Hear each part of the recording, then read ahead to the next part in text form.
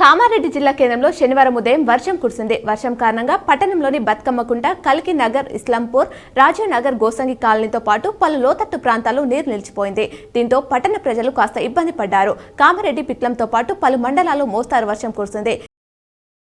ఢిల్లీ విమానాశ్రయంలో అధికారులు భారీగా డ్రగ్స్ పట్టుకున్నారు. రూపాయలు 43.13 కోట్లు విలువ చేసే 3 కేజీలకు పైగా కోకైన్ కస్టమ్స్ అధికారులు సీజ్ చేశారు. ఈ కేసులో థాయిలాండ్కు చెందిన మహిళ అరెస్ట్ అయింది. స్థానిక సంస్థల ఎన్నికల్లో పోటీకి 2 కంటే ఎక్కువ మంది పిల్లలున్న వారికి అవకాశం ఇవ్వాలని మంత్రి సీతక్కను మాజీ ప్రజాప్రతినిధులు కోరారు.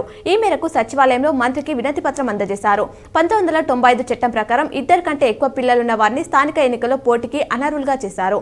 ఆ చట్టానికి కాలం చెల్లిందని, సంతాన పరిమితి లేకుండా అందరికీ ఎన్నికల్లో అవకాశం కల్పించాలని విజ్ఞప్తి చేశారు. జాతీయ ఆరోగ్య మిషన్ కింద బాన్స్వాడలోని బస్తీ దవాఖానాలో వైద్యాధికారి పోస్టుకు ఒప్పంద ప్రతిపాదకన ఏడాది పాటు పనిచేయడానికి అర్హత గల అభ్యర్థుల నుంచి దరఖాస్తులు కోరుతున్నట్లు డిఎంహెచ్ఓ చంద్రశేఖర్ తెలిపారు. దరఖాస్తుతో పాటు ఎంసీఏ రిజిస్ట్రేషన్, ఇంటర్న్షిప్ సర్టిఫికేట్లు, మార్కుల జాబితాలు, విద్యార్హత పత్రాలు, కుల ధృవీకరణ పత్రాలతో ఈ నెల 30లోగా కలెక్టరేట్లోని వైద్యశాఖ కార్యాలయంలో అందించాలన్నారు. గోదావరి పరివాహక ప్రాజెక్టులో వరద ప్రవాహం పెరుగుతుంది. శ్రీరామ్ సాగర్ కు 27,000, నిర్మల్ కడెం ప్రాజెక్టుకు 8,153 క్యూసెక్ల ప్రవాహం ఉంది. ఎల్లంపల్లికి 14,349 క్యూసెక్ల ఇన్ఫ్లో కొనసాగుతుంది. మరోవైపు భద్రాచలం వద్ద గోదావరి ప్రవాహం పెరిగింది. రెండో ప్రమాద హెచ్చరిక కొనసాగుతుండగా ప్రస్తుతం నీటి మట్టం 50.9 అడుగులుగా చేరింది.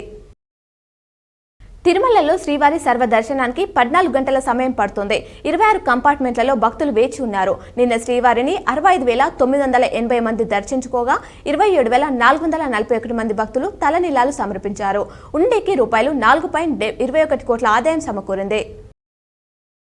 డిప్యూటీ సీఎం బట్టి విక్రమార్కకు మాజీ మంత్రి హరీష్ రావు సవాల్ విసిరారు. కాసేపు అసెంబ్లీ సమావేశాలకు స్పీకర్ బ్రేక్ ఇస్తే నేను బట్టి గన్ పార్క్ వద్ద నిలబడతాం. అక్కడ వెళ్లే జనం ఎవరి పాలనలో కరెంటు బాగుందో వారే చెప్తారు. దీనికి సిద్ధమా అని ప్రశ్నించారు. బీఆర్ఎస్ ను లక్ష్యంగా చేసుకున్నట్లుగా బడ్జెట్ ప్రసంగం ఉందన్నారు. ప్రభుత్వం అబద్దాలు చెప్తుందని హరీష్ దుయ్యబట్టారు.